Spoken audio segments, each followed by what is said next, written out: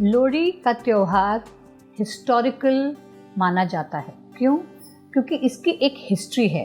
History में facts, figures and dates होते हैं। तो इसका हिस्टोरिकल सिग्निफिकेंस ये है कि 19th सेंचुरी में महाराजा रंजीत सिंह जो किंग ऑफ पंजाब थे, उन्होंने 1836 में एक त्यौहार शुरू किया था लोहड़ी, जहाँ पे वो सेलिब्रेट करते थे, पूरे गांव को बुलाते थे, वहाँ पर उन लोग गिफ्ट्स, तोहफे वगैरह देते थे, पैसे देते थे और बहुत सारे लोगों को इनाम मिलता था। जो भी पूरे साल में काम करते थे, मेहनत करते थे, उनकी अचीवमेंट्स के लिए उनको वो पावर, पोजीशन दिया जाता था, अपलॉड किया जाता था। जैसे कोई पगड़ी का फेस्टिवल होता है जहाँ पर पगड़ी बांधनी है, फिर फेस्टिवल होता था कि जो बेस्ट कुश्ती करता है या बेस्ट हॉर्स राइडिंग होती है या जो बेस्ट गेम्स खेलते थे जो पंजाब में, नॉर्थ में हैं। तो ये सब के त्यौहार मनाने की एक परंपरा शुरू की थी महाराजा रंजीत सिंह ने इन 1836। जो फोकलोर है, जो लोग हैं, जहाँ के लोग हमें कहानियाँ बताते हैं पहले ज़माने की, कहा जाता था कि एक वहाँ पर एक मिथ है या स्टोरी है या फोकलोर है जो फोक स्टोरीज़ में हमें पता चलता है। दूल्हा भट्टी करके एक आदमी था जो एक्चुअली रात को जो लड़कियों को उठा के ले जाते थे मुगल्स, तो उनको बचाने जाता था। तो वो उसको याद करते और कहते थे दुल्ला भट्टी हाय हाय, तो वो आ गया तो वो हमारी रक्षा करे। He was actually the robin hood who saved people. तो उसके नाम से वो होता है, सुंदरी मुंदरी करके नाम डाला जाता है कि कई लोग वो टप्पे गाते हैं या उसके ऊपर भंगड़ा होता है या कई तरह के हम लोग नाच करके, डांस करके सेलिब्रेट करते हैं।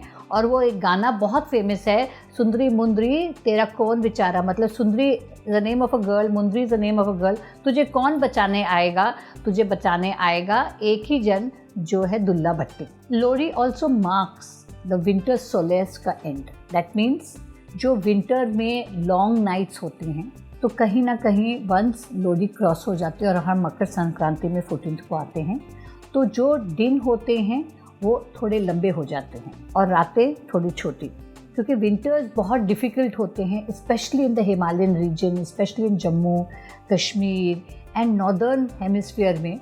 तो ये ठंड से जब हम बाहर निकलते हैं एज विक्टोरियस, जैसे कई लोग होते हैं घर के अंदर बजे होते हैं, घर के अंदर बंद रहते हैं, बहुत लोग कम निकलते हैं ठंड में बाहर। तो इस तरह से जब हम बाहर आते हैं और हम सबके साथ मिलते हैं, हम गांव वालों को या शहर में लोगों को मिलते हैं, उनको ग्रीट करते हैं, वुड को उन लोग जलाते हैं एंड उसमें से हम लोग रियलाइज़ करते हैं कि जो अग्नि आ रही है, जो हीट आ रही है, जो तपश हमें मिल रही है। एक्चुअली लोहड़ी का त्यौहार is also praising and bowing down to the sun god, Surya.